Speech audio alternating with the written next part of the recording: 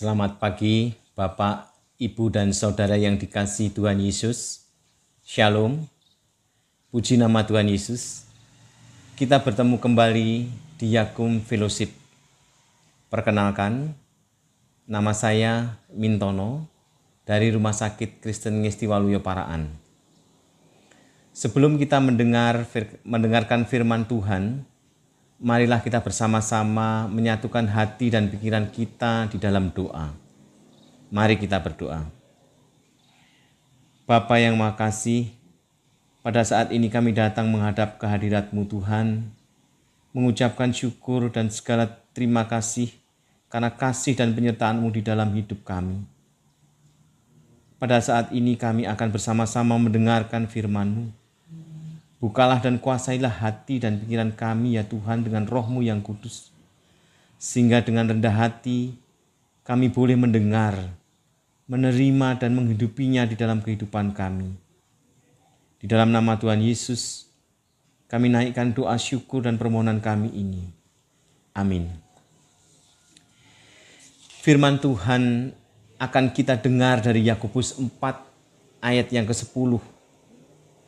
Yang demikian firman Tuhan. Rendahkanlah dirimu di hadapan Tuhan dan Ia akan meninggikan kamu. Bapak, Ibu, dan saudara-saudara yang dikasihi Tuhan, Kamus Besar Bahasa Indonesia menjelaskan definisi untuk kata rendah hati, yaitu tidak sombong atau tidak angkuh. Saya membuka internet. Di sana disebutkan ada 11 ciri-ciri orang yang rendah hati. Mari kita simak bersama-sama. Apakah kita termasuk orang yang mempunyai sikap rendah hati? Yang pertama, banyak mendengar, sedikit bicara. Orang yang rendah hati adalah pendengar yang baik. Mereka lebih banyak mendengar daripada mendominasi pembicaraan. Ketika bercerita atau berbicara, tidak melebih-lebihkan sesuatu atau mencari sebuah validasi atau penerimaan dari orang lain.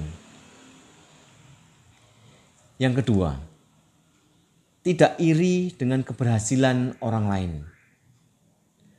Orang rendah hati akan ikut merayakan dan turut senang dengan keberhasilan atau kebahagiaan orang lain. Mereka dengan tulus melontarkan ucapan selamat atas pencapaian kolega atau sahabatnya. Yang ketiga, menerima masukan atau pendapat orang lain. Mereka selalu terbuka dengan pendapat orang lain. Mereka memahami bahwa ada dua sisi dari setiap argumen. Oleh karenanya, orang rendah hati akan mendengarkan dan menampung setiap masukan, serta mengakui ide atau pendapat orang lain yang lebih darinya. Yang keempat, tidak gengsi mengaku kesalahan. Mengaku kesalahan kadang sulit dilakukan, namun tidak bagi mereka yang memiliki sikap rendah hati. Jika salah satu keliru, mereka tidak akan mencari pembenaran dan segera minta maaf.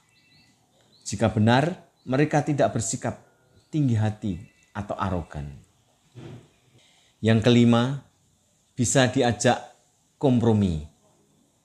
Orang rendah hati cenderung mudah diajak bertemu di tengah dan mencapai kompromi yang menguntungkan kedua belah pihak. Hal ini berlaku dalam segala aspek, termasuk pekerjaan dan hubungan. Yang keenam, punya banyak teman. Karena orang rendah hati berpikir fleksibel, sehingga mudah bergaul dengan siapapun yang memiliki pola pikir yang berbeda dengannya. Mereka dapat bergaul dengan baik, juga jarang mengalami konflik atau perselisihan dengan orang lain. Yang ketujuh, mampu mengendalikan ego. Orang yang rendah hati lebih kecil kemungkinannya untuk terlibat dalam perselisihan atau ketidaksepakatan yang melibatkan ego. Yang kedelapan, mendahulukan kepentingan orang lain. Orang yang rendah hati memahami dirinya sendiri. Karena itu, mereka jarang menonjolkan diri di hadapan orang lain. Hanya untuk menunjukkan seberapa pintar atau hebatnya mereka. Yang kesembilan, rasa ingin tahu yang tinggi. Orang rendah hati adalah pembelajar yang abadi, alias selalu haus akan pengetahuan. Mereka lebih banyak memanfaatkan waktu untuk belajar, baik secara akademis maupun belajar dari pengalaman orang lain. Yang ke-10, mudah berterima kasih. Mereka mudah berkata terima kasih atas pertolongan atau pelayanan dari orang lain. Yang ke-11, tidak segan meminta bantuan. Ketika menemui kesulitan dalam menyelesaikan sesuatu, mereka tidak akan segan untuk meminta tolong. Dari 11 ciri-ciri ini, paling tidak dapat memberi gambaran kepada kita. Apakah kita sudah termasuk orang yang mempunyai sikap rendah hati?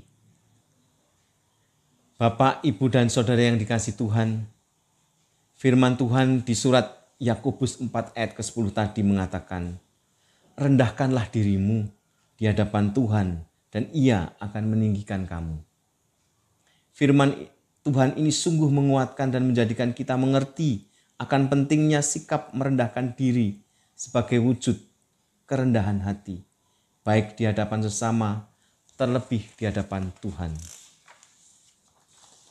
Yakobus menuliskan surat ini dalam rangka mengingatkan, bahkan menegur orang-orang Yahudi Kristen yang seringkali terlibat dalam sengketa dan pertengkaran.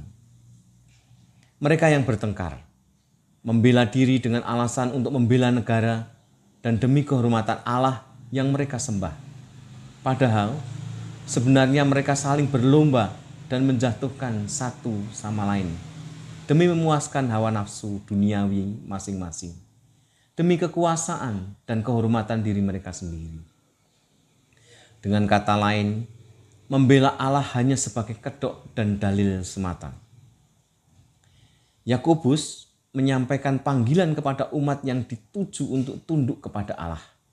Tunduk di sini bukan hanya bermakna ketaatan saja, tetapi juga sikap rendah hati. Hal ini disampaikan dengan sangat kuat dalam rangka menghadapi perilaku yang begitu mencintai hal yang duniawi, berkembangnya benih iri hati, kesombongan, dan membanggakan kehebatan diri. Apa relevansinya bagi kita saat ini? Sikap rendah hati, merasa miskin di hadapan Allah, begitu penting dalam membuka kesadaran kita bersama bahwa seluruh harta duniawi yang kita miliki, jabatan, kepintaran, kehebatan, dan semua kesuksesan sesungguhnya berasal dari Allah semata. Tanpa kasih dan pertolongannya, manusia tidak dapat melakukan atau mengupayakan apapun yang sungguh memberkati. Hanya manusia yang bisa hidup dalam kerendahan hati yang akan mengalami bagaimana ditinggikan oleh Allah. Dan itu adalah janjinya. Orang yang merasa miskin di hadapan Allah dalam seluruh kehidupannya akan selalu bergantung dan membutuhkan Allah. Matanya selalu tertuju kepada Allah dan untuk meminta belas kasih dan pertolongannya saja. Jadi, mari melalui talenta dan segenap kemampuan kita pergunakan untuk melayani Allah di rumah sakit, di mana kita bekerja. Biarlah sabda yang indah ini menyadarkan kita untuk terus bersyukur, menjaga dan mengembangkan semua anugerah dan berkat yang dipercayakan kepada kita. Sekali lagi, dengan sikap rendah hati, merasa miskin di hadapan Allah, maka kita pasti akan dimuliakan Allah dan menjadi berkat bagi sesama. Amin.